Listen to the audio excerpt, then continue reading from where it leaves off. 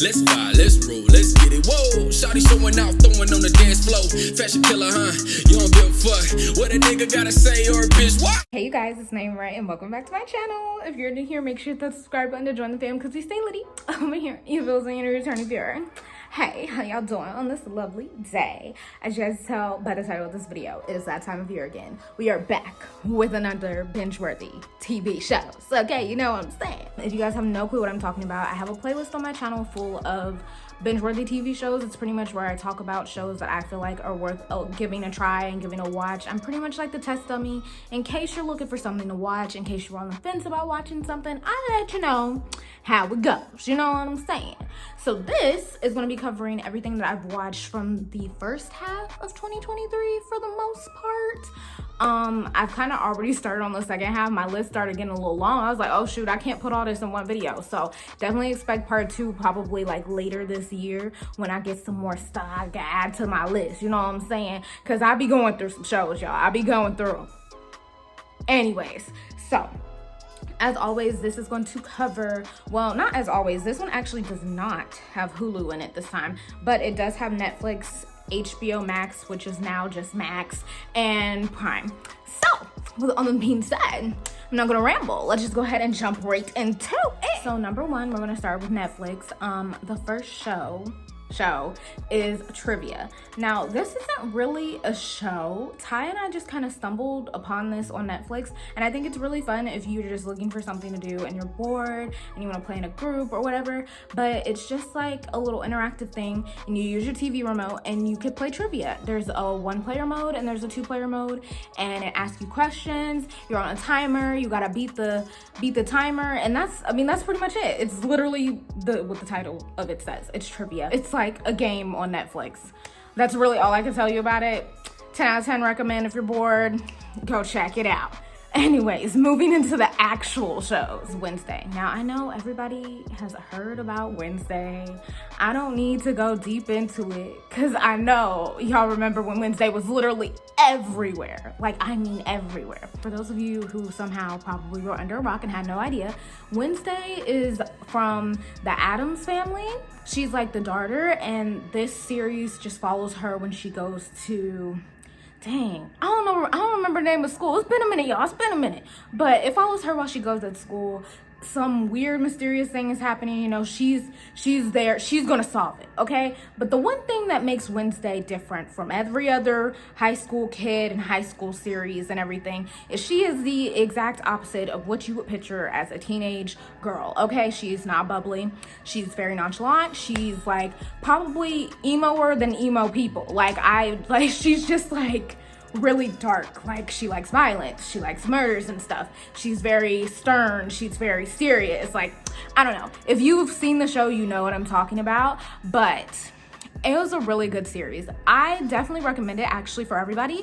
It wasn't too crazy to the point where it was like kids can't watch it. I think it would be good for a family to watch it, and it has a really good plot twist in it. And also I feel like it's kind of sort of like coming of age as well, because like throughout the thing, like the series, we're seeing like Wednesday grow obviously as a person, even though she's like kind of stuck in her ways of being very like anti-love, anti-color, anti-emotions, like all of that. But it's just very good. I recommend it. I think you guys should go give it a watch. I'm not really gonna go in depth about it. Like, I don't want to keep going because I feel like it's self-explanatory. You could go watch a trailer, and it was literally everywhere. I cannot make this up. Moving on to number 3, number 2, number 3. Here we go with these numbers again. Okay, number 3. Now, I'm late to the party, y'all. I'm late to the party, but my mama told me to watch Jenny and Georgia. So I did watch Jenny and Georgia. Y'all, 10 out of 10. 10 out of 10.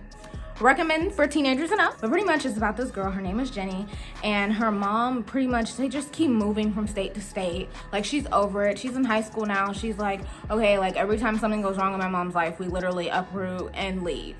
So she's kind of getting at the age where she's starting to understand why her mom moves so much and why things are the way that they are. And in order for you guys to figure out why I'm saying it like that, you are just gonna have to go watch the series.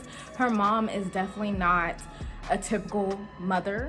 Not in any way, shape, form, or anything possible, but the series is actually really good. And of course it follows Jenny, so like it's following her as she navigates issues with her mom and finds out stuff about her mom, and as she also navigates her life just through high school. But yeah, it's really good, y'all. It's really good. And if you ain't know, you might know because you live under a rock, Jenny and Georgia just got renewed for seasons 3 and 4, so I'm excited to watch the rest of the series. Anyways, moving on to number 4, Romantic Killer. It's an anime that's on Netflix, and y'all, this show was so good. It was so good, and it was so funny. It was so lighthearted. It was so cute. I definitely recommend it for, I probably would say like tween age and up. But it was really good. So pretty much it's about this girl. I think she's in high school, but I don't remember if it was like a significant part of her life or something. I don't know. She's like in high school. She's really into games. She's anti-boy. She doesn't deal with boys. She don't talk to boys. She just wants to go home, play her video games, talk to her cat, and eat chocolate. Like, that's her thing. Like, that's what she likes to do. And so one of the games she gets is like, first of all, it's the wrong game. She puts it in, and the little wizard thing comes out of the TV, and it's like, oh, you can't play any more games or have your cat or have any chocolate until you fall in love. You were supposed to be in love, blah, blah, blah. And so the wizard literally takes away all these things. And she's like, I'm not falling in love. You're gonna give me back my stuff, blah, blah, blah, blah. So then the wizard starts setting up different scenarios for her to fall in love. And throughout it, she ends up making friends with 3 different guys, okay? She makes friends with 3 different guys, and obviously they're put in positions where they can catch feelings for each other. And I don't know, it was just really cute. It was really funny. It was really lighthearted because the girl's kind of awkward. But it also has a nice touch of drama. Like, I don't know how to describe it really, but you gotta go watch it. 10 out of 10 recommend. I even recommend it for people who are like starting off into anime. I think it's a good start off anime one, but it was really cute. It was really good. I hope they get renewed for another season. So the next one on my list for Netflix is The Imperfects. So The Imperfects, I don't even know how I stumbled across this. I think it just kept getting recommended to me, and I was finally like, you know what, let me just give it a shot.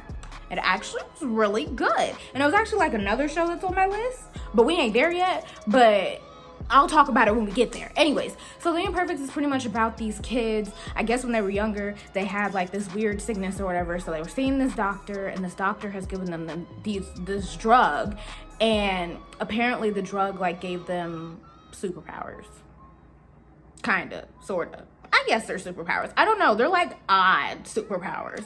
And so they all come together and they're trying to find the doctor. They're like, oh my gosh, like he did this to us, like we need it reversed, blah, blah, blah. But in the midst of them trying to find the doctor to get themselves fixed, like things just start to unravel. They start learning more about what was really happening, etc., etc. And it just gets really good. It was like really good. I'm kind of upset it got canceled, but I think the first season is a good run through. I'm not gonna lie, it does have a disappointing ending because they left it open, like clearly very open, assuming they were gonna get renewed. I'm guessing, but they did not.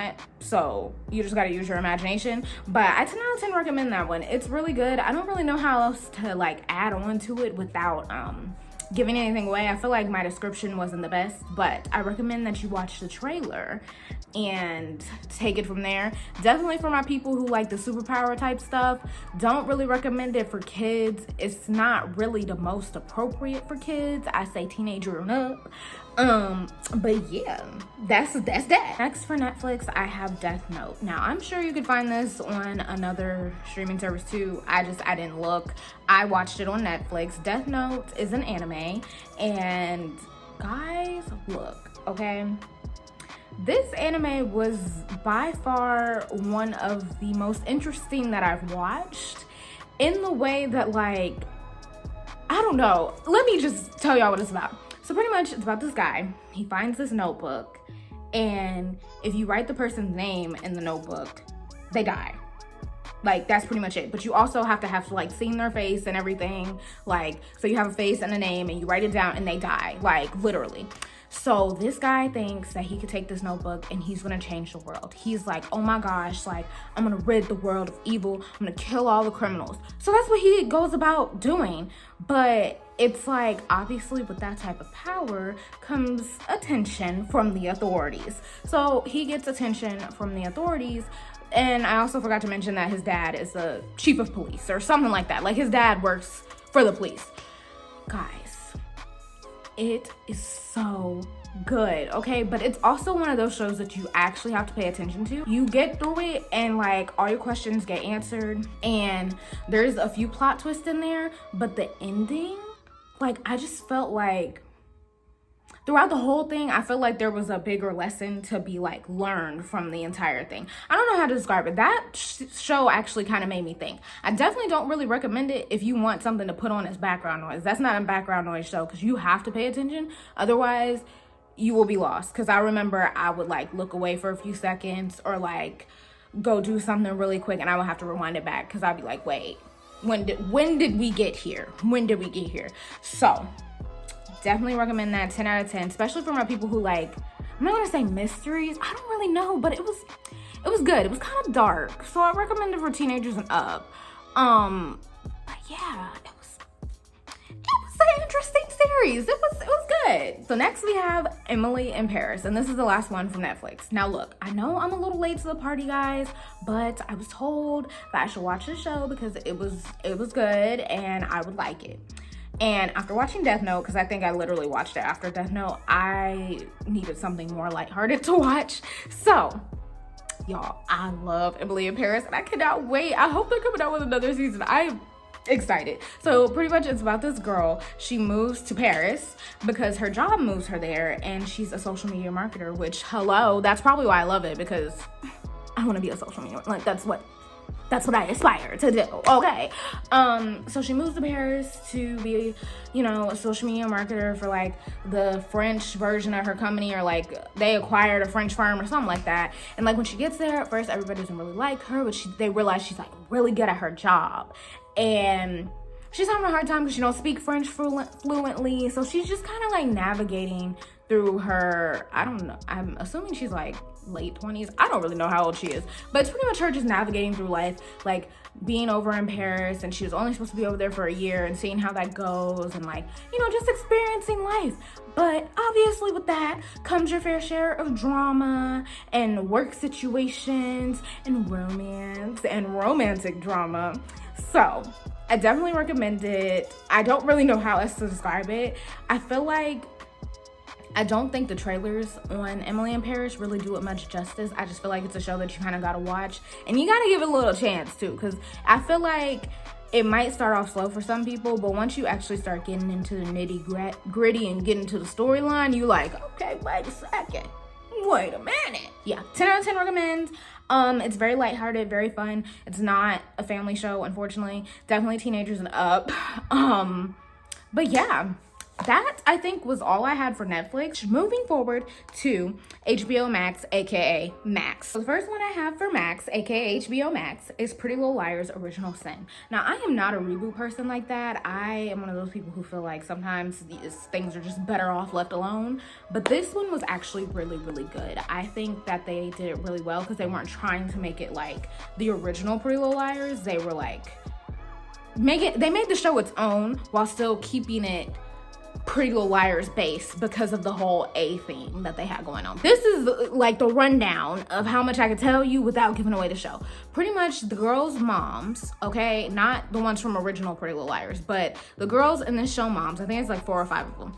They went to a dance, they had this one girl with them, something happened to the girl the night of the dance, yada yada, that's what happened, whatever, okay? I think it's like 10, 15, 18 years, however old the girls are supposed to be later. They start pretty much getting punished for what happened to that girl because their moms had a little something to do with it. Okay, that's what I gathered from the situation. However, these girls are not friends. They didn't even know their parents knew each other. That's what it's giving. And they're also navigating their own situations throughout high school and their own personal family drama, all that other stuff. So it's actually really good, y'all. It's really good, and I wish I could like explain it more in depth, but then I'll start giving away the show because so much happened in that one season. And I think they got renewed for a second season, so I'm really excited. But I do not recommend this for everybody. It's definitely teenagers and up because it's very thriller, a little on the gory side. So, you know, if you're scared easily, definitely don't recommend it for you. I would not watch it at night because I think there was a few jump scares up in there too. Yeah, no. I also want to give a trigger warning because there is, I think it's one or a couple of episodes in there that they talk about something that can be triggering for some people. I like to give trigger warnings to people. I don't remember if they put one on like the show thing. I feel like they did, but I'm not sure. So just a fair warning. It was really good. Like I said, I'm not a reboot person, but that reboot is actually worth it's worth taking a watch. It's worth taking a watch. Okay. The last one that I have for HBO Max is The Last of Us. Now, y'all, look. Fun fact. So, The Last of Us, for people who didn't know, is actually based on a video game. Ty played the entire video game before we watched the show because that's what he wanted to do. He was like, no, we can watch it after I play the game. So, I pretty much watched him play the game. And y'all, when I tell you, if you played the game, it's literally the game in a TV show. They kept pretty much everything the same except for maybe like a few things here and there. And I feel like the TV show also moves a lot faster, obviously, because it's a game, and like in the game, like if you die, like you get to retry. But it was so good. It was so good. Now, I guess is it considered like, I don't know if it's considered scary, thriller, I don't really know, or sci-fi, but pretty much it's about when, I guess, like a pandemic strikes or something, and like there's like no cure for the sickness, and the sickness is like turning people into like zombies pretty much. But they're like really, I don't know, they was nasty. Okay, they was making these weird noises and had a little do and it like fast forwards in the show. Like it shows like how it started, and then it goes like I think 20 years later or something, and the world is like so different. Like everything is just like so different. Everything is so different, okay? Like there's no electricity and stuff. Like you're doing different things for food. Like there's no jobs. There's no like, it's just different. So they find this one girl, like the main character, he finds this one girl with the lady that he's with, and she has gotten bit by one of the zombies, but she ain't turned into one. You know what I'm saying? So they're like, oh, you must be the cure. Like we gotta take you to X, Y, and Z. You know what I'm saying? So pretty much follows them as they go on that journey to take them to like, take the little girl to like X, Y, and Z or whatever. And honestly, guys, the show is low-key kind of an emotional roller coaster. I know it's not like real, but like they did a really good job of like really conveying like emotions and like what could happen if something like that actually were to happen. It's like they knew it was fiction, but they was like, let's try to get this as close to real life feeling as possible, because that's kind of what it felt like. The episodes are extremely long, so I'm gonna let you know that right now. They're extremely long. I mean like movie type long. Like some of the episodes we watched were literally like probably an hour and a half, which is a movie. It's definitely not for everybody. I do not recommend it for the family at all. Definitely like probably adult and up, maybe teenager and up, depending on what you're into. It's a little on the gory side, a little bit. It has your fair share of romance, a lot of drama. And it has a huge plot twist at the end, which if you played the game, you already know. I recommend that you guys go watch it. They're coming out with season 2. I'm intrigued to see how season 2 is gonna go. Ty has not played The Last of Us 2, which is also a game. So I'm assuming it's gonna be based off of that. So I'm hoping that he plays the game first before the second season drops. So we'll see how that goes. Moving on to my last category, which is going to be the shows that are on Amazon Prime. So the first one that I have for Amazon Prime is The Boys. Now my cousin Nasim actually put me onto this show, so shout outs to him if he's watching this. This show was really good, okay? And this is the one that I said the Imperfects and The Boys kind of remind me of each other in some odd way. I don't know what it is about the shows, but I feel like they could be in the same realm, you know what I'm saying? But The Boys is pretty much about, I don't even know where to start. It's pretty much about like superheroes that aren't really superheroes. Like you know, the anti-hero, they're anti-heroes. That's pretty much what they are. And that's what makes it so different, because it's not really like superheroes saving the world. It's like superheroes saving the world if like capitalism got to them pretty much, and like they were getting paid to do it, and like they got PR and marketing teams and et cetera, like that type. Y'all, I don't even know how to describe like the storyline for this show. Just know it's really good. The show is very violent, so if you don't like violence and you don't like gory stuff or anything like that, the show is not for you. I would not recommend it at all.